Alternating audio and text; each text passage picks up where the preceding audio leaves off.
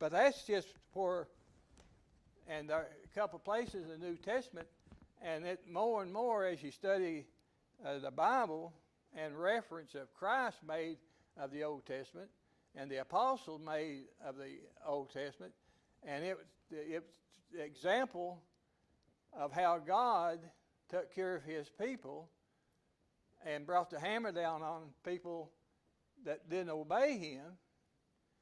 And that's where our faith grows from the Old Testament just as well as it grows in the New Testament. So we're sitting in a pretty good situation, you know. So, okay. But now when I just highlighted some things about these three individuals. Now, if there's, and the reason, back up, the reason why he brought up Abraham, Joseph, and Moses, just about where all the history lies. Does it lie in Abraham? Does it lie in Joseph and the 12 Jacob, the 12 patriarchs, and how God, and then in Moses, man, but it's so we can see why that he brought in these three individuals to prove his case and to prove that God will take care of your people, and also to prove them that our fathers, that if as you read this and as we go through it, he brings up our fathers. So the story about Abraham is they should know. If they hadn't known, they should know. And what I get out of Abraham, we know his faith. I mean, he's father of faith. But what I get out of Abraham goes all the way back to Noah. In Noah's time, what filled the earth? Wickedness. There's wickedness all over the earth in Noah's time. But did that bother Noah? No. Did Noah's faith waver? No. Why? How come God found favor in Noah when he lived in the middle of the whole world was wicked? And how did he find favor in God? Well, to start out with, faith.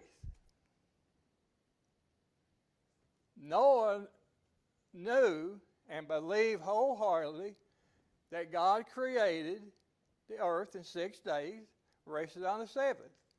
How much did Noah know back in his time about God? Very little, right? We don't have much record of that. Yeah, I mean, what he knew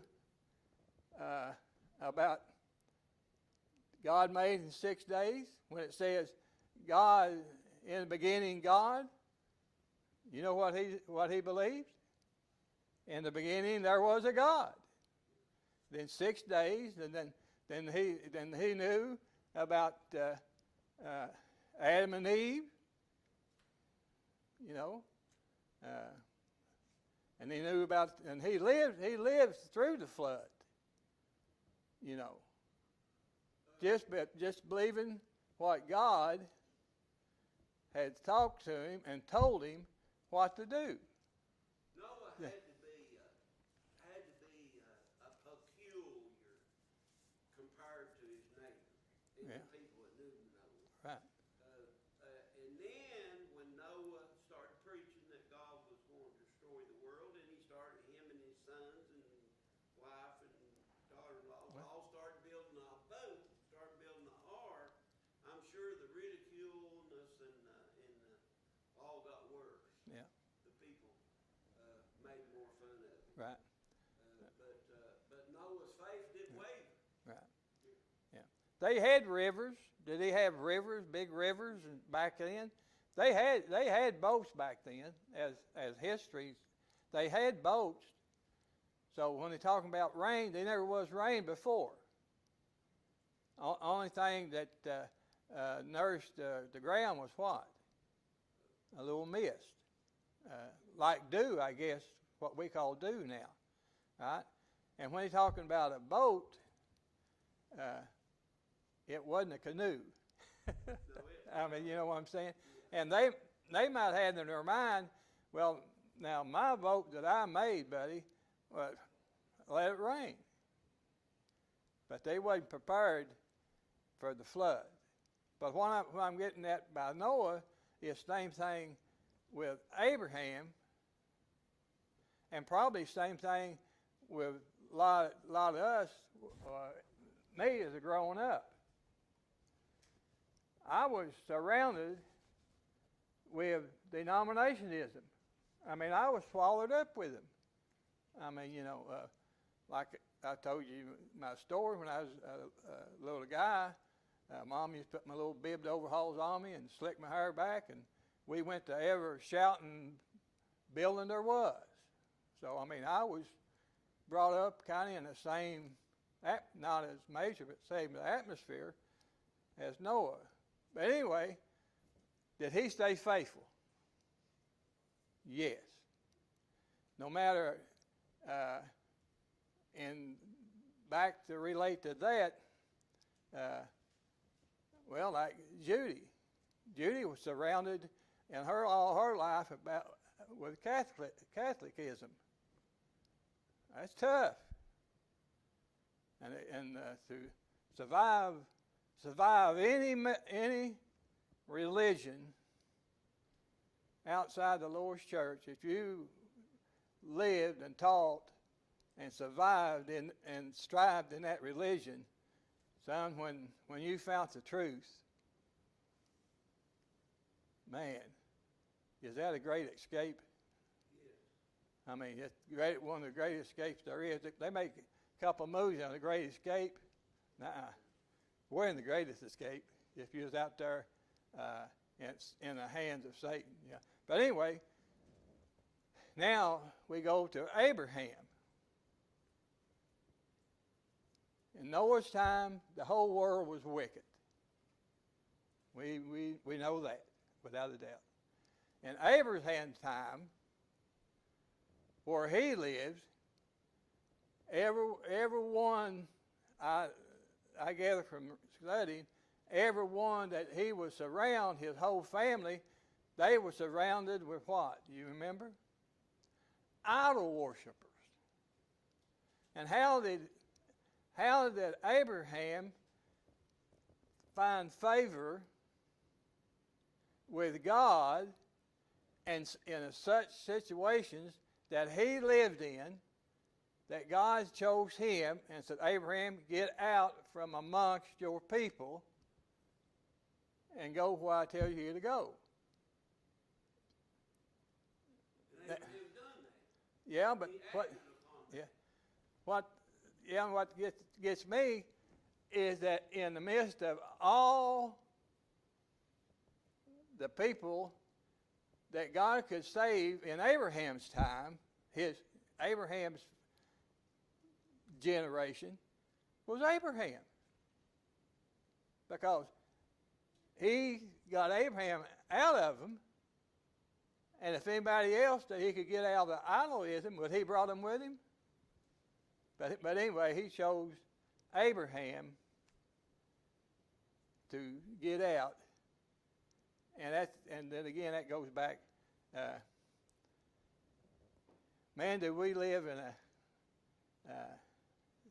as Peter says, do we live in a end generation? Bad generation. Save yourself from a wicked. No, how's that quoted? Save yourself from this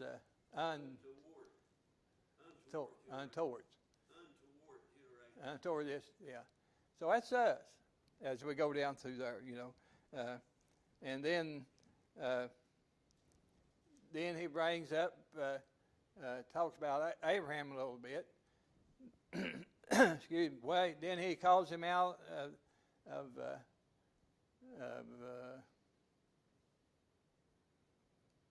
where did he? I know he called him out everywhere he was at. He called him out to Charran, and then on out to the promised land we're talking about.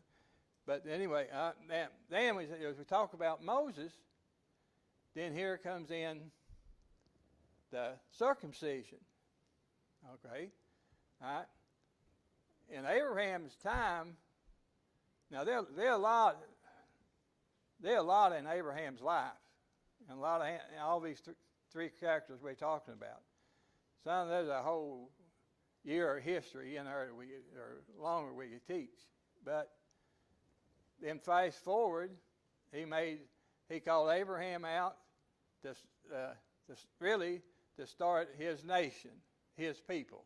That's where God's people, Israelites, started with Abraham. Then we fast forward, then circumcision, was circumcised for a covenant, but I will be your God and you will be my people. All right? And as you all know, maybe kind of forgot, how come they waited 8 days to circumcise the boys? Yeah. Right. Before that. Yeah. Quadulation, they call it. The blood wouldn't coagulate. Now, they didn't know that until way up in the history. So that's just another faith building for us. God knew it. He made it. Yeah. God knew it. And then he goes on through the story of Abraham. Abraham begot who? Isaac. Isaac begot who? Jacob and Esau, right? Yeah. All right. And then the 12 patriarchs. Now that's the 12 patriarchs. It's the 12 sons of Jacob. That the history in that. And then they was carried away. It was prophesied through Abraham, as we study and read it, that their people will be carried over into strange lands, which they were, and they was in captivity. Here's Joseph now. Now we go into Joseph. Is there anything else anybody wants to mention about Abraham? That's kind of a fast history. I know I didn't do a good job. Well, God told, Abraham. God told Moses to go get his people. Yeah. He said, "Go get my people," and he did. And then Yeah, but we want to back up before he told him to get that. All right, Abraham, faith of Abraham, and let's get something in our mind, and I'll be in more accord on this. Can our faith grow as strong as Abraham's? Yes. But how does our faith grow and get as strong as Abraham's? There's one word: faith. Faith comes by hearing, and hearing what? Just what Stephen was telling the Sanhedrin and all the scribes and the big dogs, what I call them back then. All right.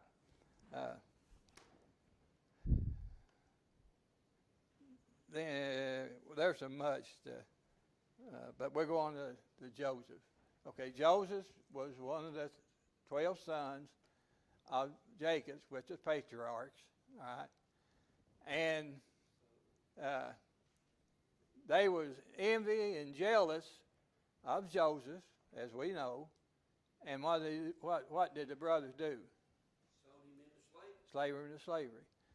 Because of partiality of his dad. you know. But Joseph didn't help anything. Remember that story? He said, "Hey, I'm gonna be your king. I'm gonna rule over you all. I'm going to be way better than you are." He didn't help himself any, you know. But then they sold him in, Joseph sold him into Egypt.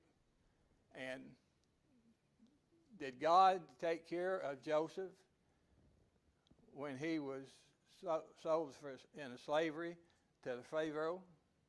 Yes. Yes, he did. What I'm saying, God, through the speech of Stevens, our faith has to grow more now as we go through this than it has been.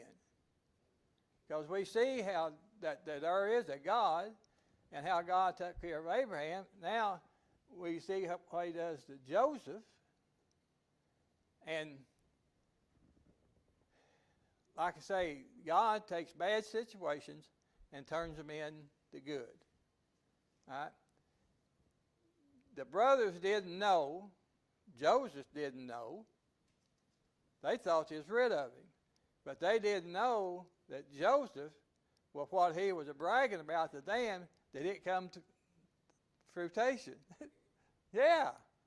You know. Because there's a famine in all the land. And, you know, they had grain in Egypt. So Jacob and finally went in, and Joseph brought all the family in to Egypt. And 370, is that 300 some of Joseph's family he brought in with him and saved their life. But that's how they got to Egypt. But the different Pharaoh took over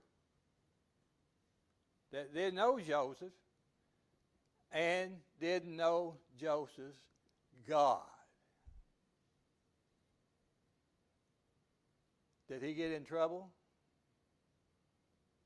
Yeah. Go ahead, Floyd. Well, you said something about, I don't hear too good. You said something about 300 that Joseph's family went in. Right. In the Right, your it's, study and read verse 14 in 7:14.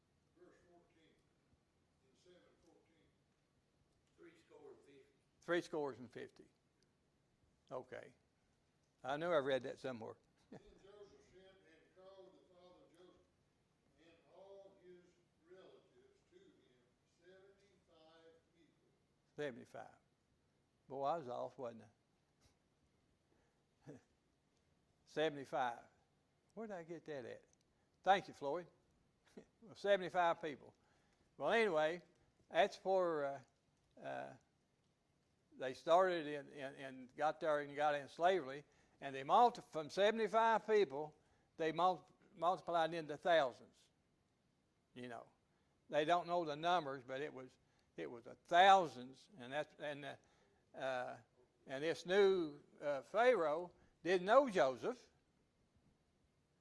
and then there was a great multitude of God's people was multiplying, and what the degree that he sent out?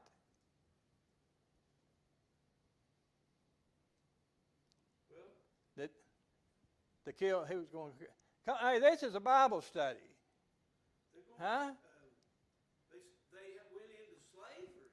Well, but the Pharaoh had the babies killed, the boys, when they was born. Yeah. You know,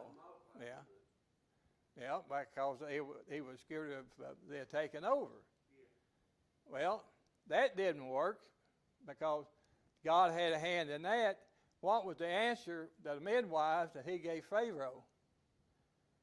He said, "Hey, these women are stronger than we are, King. They have them babies before when we get there. It's already happened, you know." So, what I'm saying, see how God, you cannot fight against God. I don't care who it is or how it is. And we read the scripture last Wednesday, Lon and I, over before we go on Thursday, read the scriptures about hornets. Now how's anybody going to fight against God? I don't care the jet planes and big tanks, but what if some hornets get inside that jet plane, or gets inside that tank, or gets the military on the ground, hornets coming at you? What's going to happen? We're going to run, ain't we? Well, they're going to do something. I've run from hornets a lot of times. And that's just, this is the God that we serve, and this is the God that has adopted us as His children, you know. And then we brought up the storm on Galilee. Christ was asleeping. The storm, the waves got high, and they got all tore up. They went down there and they wake Jesus up. And what happened then? See, obey. Peace be still. Yeah. First, Christ said, "Oh, of your little faith. You see me feed 5,000 people. You see me do miracles. Oh, of little faith." And He said, "Peace be still." And they says, they knew something was up. He said, "Even the winds obey Him." Well, why shouldn't the winds obey Him? Because He made the winds. That's why the winds obey Him.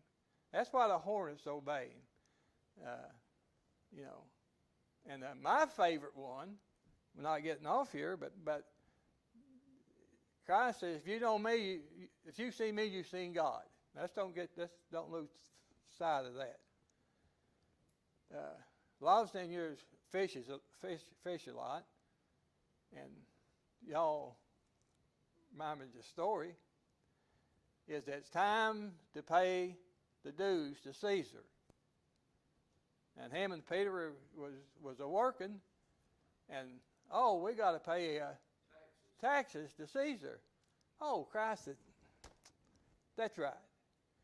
Peter, go down there to the riverbank, and there'll be a fish jump up, and there'll be a coin in there. Get that coin out of that fish's mouth, and let's pay Caesar. Now, what do you think that done to Peter? Huh? I mean, this is the God that has adopted us, you know, and cares about us. Anyway, sold into slavery. God took care of him. About the whole story of Joseph. It's a beautiful story. Then we come to Moses. And the same thing, Moses was born in this time. When the Pharaoh made the decree to kill all the newborn boys. And we know the story. They made a basket, put him in, and Pharaoh's daughter seen him, took him in, raised him in all Egypt's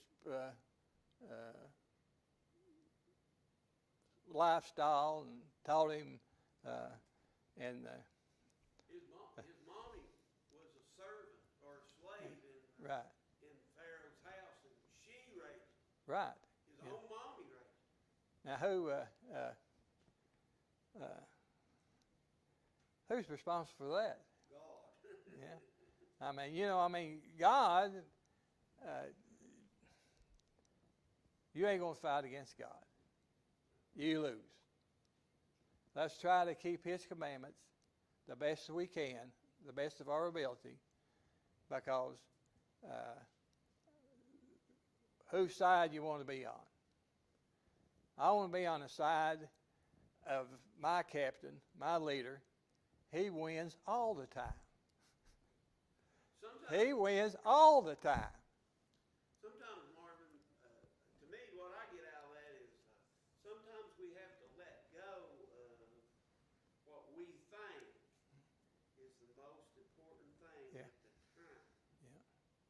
in order to prosper. Yeah.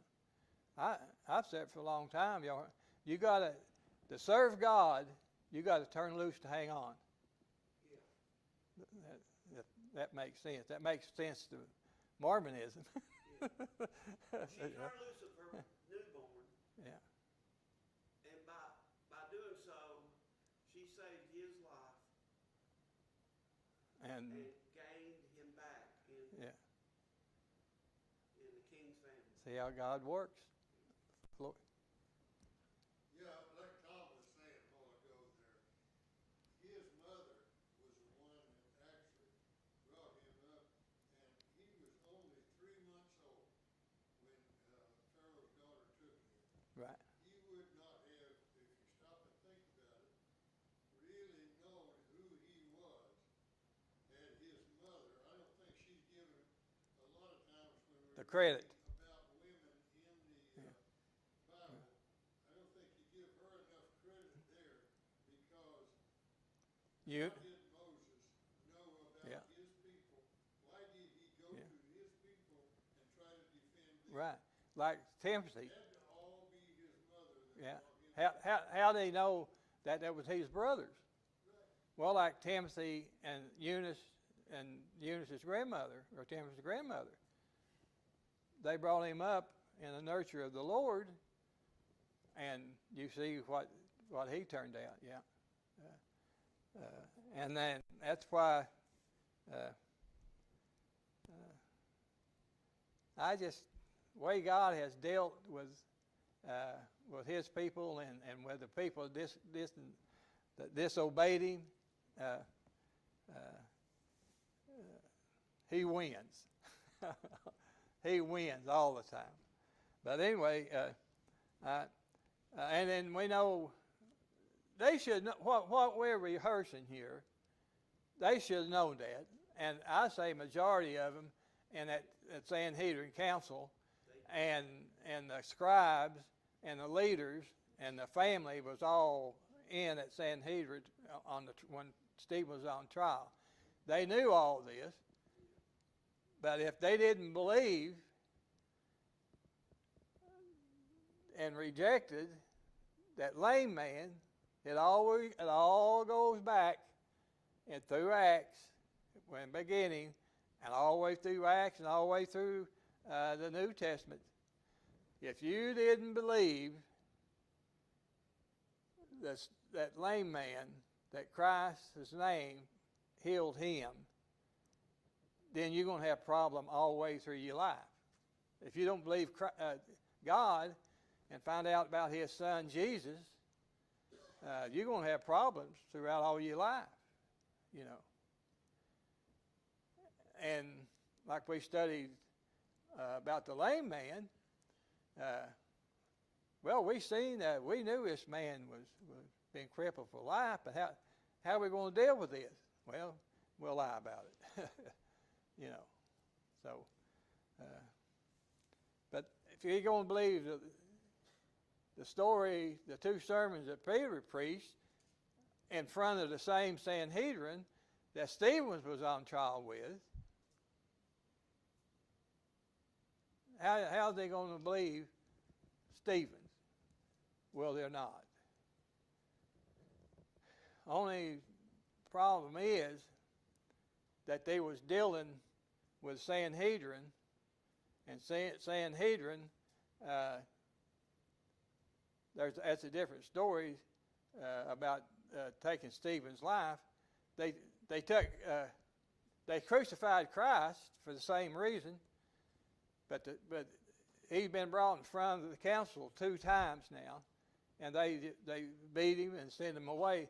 But this group here was individuals like us that we talked about, all the different synagogues that Stephen was trying to reason with, and them's the ones that got anger out of control and went and got him, drug him, and threw him in front of the Sanhedrin.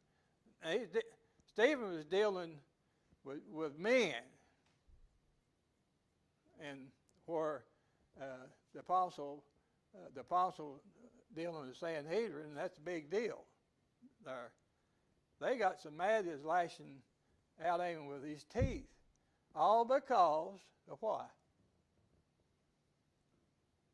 Because they knew he was telling the truth.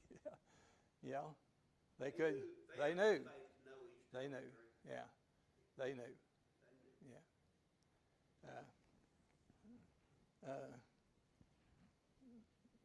Well, that kind of, I think, brings us down to Abraham, Joseph, and Moses.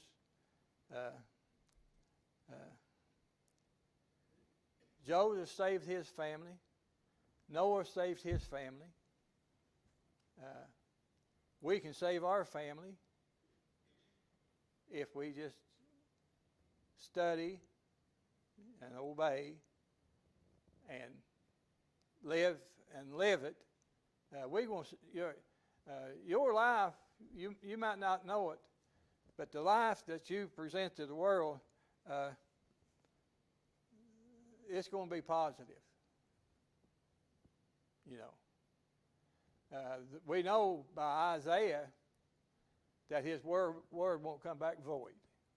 That's why that we keep on keeping on, because ever who we teach the Bible to, that word ain't going to come back void. It's going to lodge somewhere.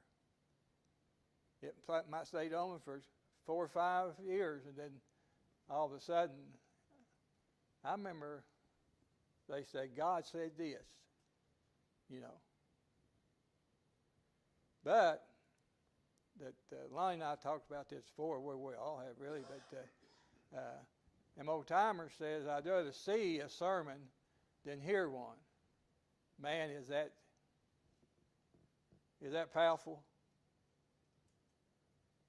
Because they may never hear a gospel sermon, but they can see our life, and they can see Christ in us. So that puts a kind of little bit more pressure on us to what we say, how we dress, where we go, because whatever it is, the reason people kind of looks down on the Church of Christ, you know, is that somewhere down the line, somebody has been sarcastic to them. They didn't just, well, sometimes they can make their mind up about us, but somewhere down the line, somebody has done that's supposed to be the member of the Church of Christ, has said something or done something, or their actions has taught, well, this is how the whole Church of Christ acts. And they judge you on one person. Is that human? Yes. Tom and I talked about this, and this is a good example since we're talking here about teaching the gospel or trying to get over the world as Stephen's trying to get over them, is that serving God, is that this preacher went to this hog farm. Did you ever hear this story? Did I ever tell this story here? Well, you won't hear it again. This preacher went to this hog farmer to buy a hog. Well, he searched around. He said, I want that one over there. And that farmer said, no, that's the weakest, the sickest hog I've got. He said, yeah, I know that. He said, that's the one I want. He said, no, you can't have that because I can't show people what kind of hogs that I sell. And that preacher said, did you know exactly what you all are doing? You're judging the whole congregation by one person, so I still want that hog that is sick. That's the run of the bunch. So they can take that pig, and I knew he got that pig and put it in the back of his truck and went probably everywhere one of his brothers and sisters, one was down in Church of Christ. I'm sure that they seen that pig, and where'd you get that? Oh, I got it off old Farmer John over here. Oh, you did? Yeah, these are pigs he sells. I mean, you know. So, I mean, that's how serious it is as being a child of God, you know, and walking the walk, in other words. And then go back to Moses, signs, wonders, and miracles. It took the death of the firstborn to let God's people go, but then he changed his mind, and that cost him an army, you know. Who is this God? Well, he found out who Moses' God was, didn't he? So, and then the Red Sea. He knew when you talk about Moses and Joseph and Abraham, man, that's the majority of history of God dealing and taking care of his people. Sean and I seen a little demonstration on how the Red Sea parted. And he had a fan that had a little piece of paper there, and he turned the fan on, and the paper rolled back. You know. Well, now this is what happened. This is the wind, but what we got to understand, and the Sanhedrins and the scribes didn't understand, before they crossed the sea, what was going on behind them. Armies after. Yeah, but what happened to the army? How come they stopped? The army? Yeah. They went into the sea and it collapsed. No, but before that, he had a wall of darkness between Israel, God's people, and the bad guys. And we're talking about thousands, 10,000s people now. The Red Sea was 300 and some miles. That's where I got my 300. The Red Sea is 300 and some miles, 357 miles wide. Now, can you imagine how big of an opening that had to be to get all the people on the other side in a short time? There was a massive entrance. And just to throw this in, salvation of the Israelites was on the other side of the Red Sea. The salvation to you and I, and want to be one of the adopted by God's people, salvation is on the other side of baptism. You know, on the other side. You know, we heard a sermon about that, didn't we, Sean? Greg Desmith, it's the first time Sean ever ran across him up at Friendship High years ago. Salvation is on the other side, and it was. And then a flaming bush, burning bush, and I mean it's just. They should know that, but they ain't going to believe him. So now, go ahead. Y'all got 2 minutes to tell your story, your favorite story. If you hadn't got one, something's the matter. I'd like to tell you what Mama told me. When she was a little girl, she had a aunt be my great aunt. She's a member of the Church of Christ. She had to walk past Mommy and them's house up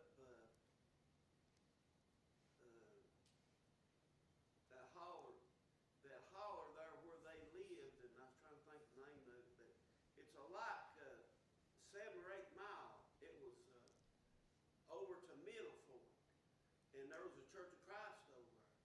Well, she walked by the Baptist, where Mommy and them went, my grandma and them went, and walked past her house up the creek, and Mommy and them used to make fun of her because she had to go that many miles. She'd go up there about daylight. She'd walk by there right after daylight. Yeah. To get to the Church of Christ over on the Middle Fork side. Out of Jack Caskey Branch, she had to walk out of that and up. That's 8 miles. Yeah, that's about 8 miles, and they would make fun of her because she was that determined to get to Middle Right. Fork. She had the truth. Yeah, to the Church of Christ. Yeah, she had the truth. And she warned them. She would tell them, Yeah. but they still made fun of them. Yeah. I say she's in a pretty good place now. I mean, just Right. Yeah. Well, Mommy, look where Mommy's at now. Yeah. right. Yeah, she went to Beauty Yeah, and was taught by the Markhams. right. Yeah. Well, taught by Everett Maynard, and Red Jim, and Black Jim. 8 miles. 8 miles is from right here to my driveway. Yeah. Now, that's if Judy and I had to walk here to worship God and walk back, and Sean would have had to walk here and back if we had to. Would we do it? Well, they had one worship. Yeah. And it would last most time it'll last all day. Oh, yeah.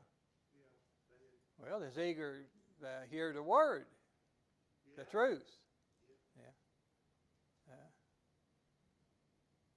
And we got people that Sean and I was witnessing this. If the air conditioning went out when we was over at Moorhead, and you going to have that air conditioner fixed by this evening? I don't know. Well, I won't be back. I said, well, wouldn't miss worshiping God, your God, or fellowshipping with brothers and sisters where we can help them out, exhort, is what I'm trying to say. Help me out. Exhort.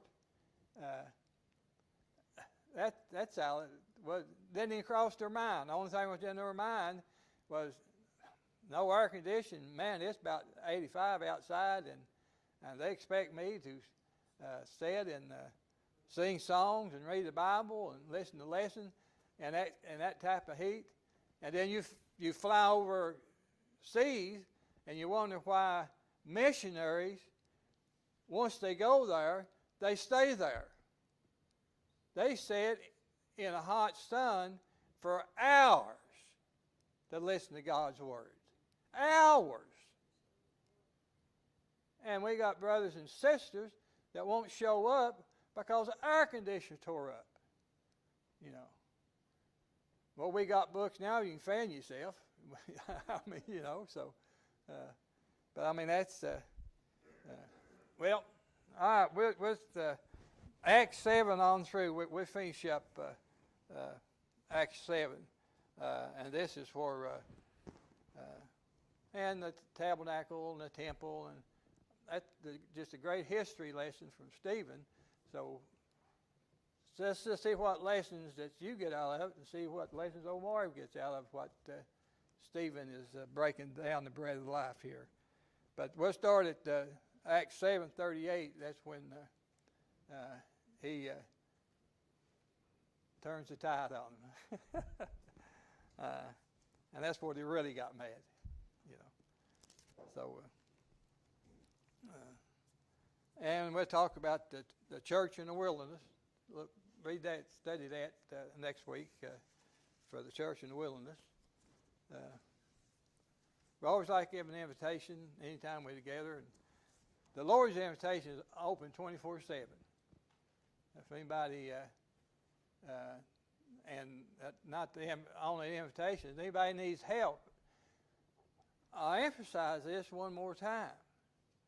Christ set his church upon this earth because he knew he's going to go back in heaven and to be our high priest and try to get our prayers through God.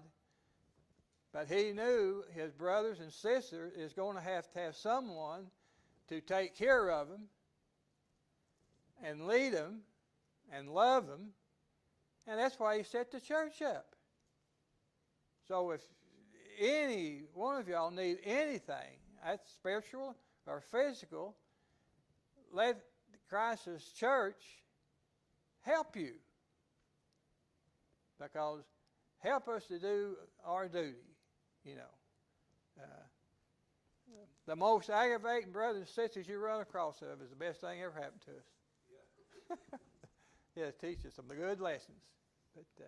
But anyway, just remind us before we made that commitment that we'd take Christ as our Savior and Master and live faithful thereafter. And the ones that out there have never obeyed the gospel and don't know anything about the circumcision made without hands or the baptism where how you get your sins washed away, we'll be glad to talk to you. Come and visit us. We can. God's word will get you started on your way to heaven. You know, but you got to obey what Christ has laid out in that form of doctrine to be added to his church, the one that he's coming back with to get at judgment. The only one that's going to return with him is his church that God has added individuals to. And that's what a blessing and what a hope that is, that if we're found in his likeness, we are okay.